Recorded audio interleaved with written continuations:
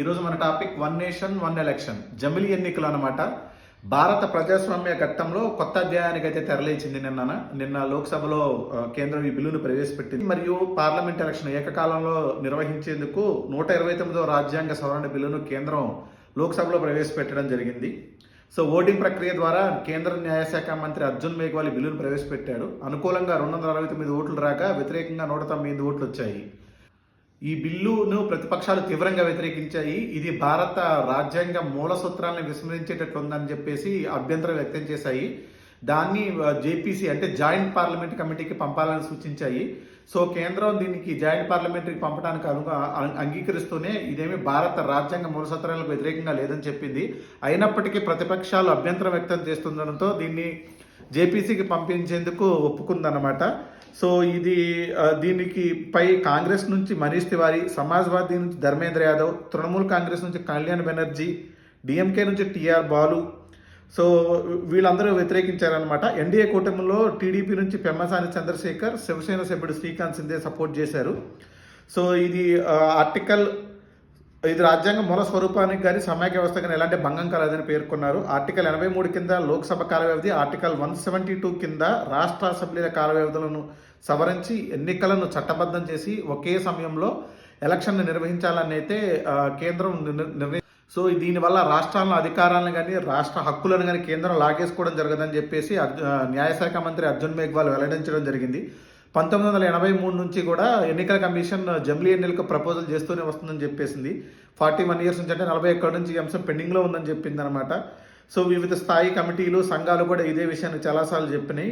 2019లో ప్రధానమంత్రి అధ్యక్షన జూన్ 19 జరిగిన మీటింగ్లో 19 పార్టీలు అఖిలపక్ష సమావేశాల 16 దీనికి అనుకూలంగా ఓటేశాయి. 1971 వరకు మన దేశంలో జమిలీ ఎన్నికలే జరిగాయి. అంటే ఏకకాలంలో అసెంబ్లీకే పార్లమెంట్కి జరిగాయి. సో ఈ బిల్లును జేపీసీకి పంపించడం అయితే జరిగింది ప్రస్తుతానికైతే. సో ఈ బిల్లును జేపీసీకి పంపించడం ద్వారా ఆ జాయింట్ పార్లమెంట్ యాక్షన్ కమిటీకి సంబంధించిన ఇందులో అన్ని పార్టీలకు చెందిన వారు ఉంటారు పార్లమెంట్ సభ్యులు. దానిపై చర్చించి ఒక నిర్ణయం తీసుకొని మళ్ళీ బిల్లును తీసుకొని రావాలన్నమాట. దీనికి 2/3 వంతు సభ్యుల మద్దతు అవసరం ఉంటుంది. 545 మంది సభ్యులు ఉన్న లోక్సభలో 2/3 అంటే ఆల్మోస్ట్ 361 నుంచి 363 మంది సభ్యుల మద్దతు కావాలి.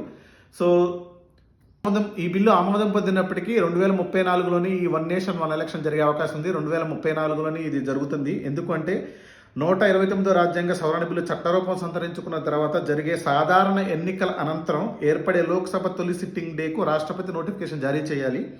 సో దాన్ని అపాయింట్ డే అని కూడా అంటారనమాట.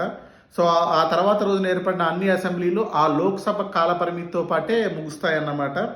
సో ఫర్ ఎగ్జాంపుల్ 2029 తర్వాత జరిగే ఎన్నికలంటే ఉదాహరణకు 2029 మేలోనే పార్లమెంట్ ఎలక్షన్ జరుగుతాయి కాబట్టి రిజల్ట్స్ వస్తాయి కాబట్టి ఏర్పడేదాన్ని జూన్ 1న రాష్ట్రపతిగా సిట్టింగ్ డేగా అపాయింట్ డేగా మెన్షన్ చేసిన తర్వాత సో అక్కడ నుంచి జరిగే ఎన్నికలు అంటే 2034లో జరిగే జనరల్ ఎలక్షన్తో పాటు మిగతా రాష్ట్రాల అసెంబ్లీ ఎన్నికలు కూడా జరుగుతాయి.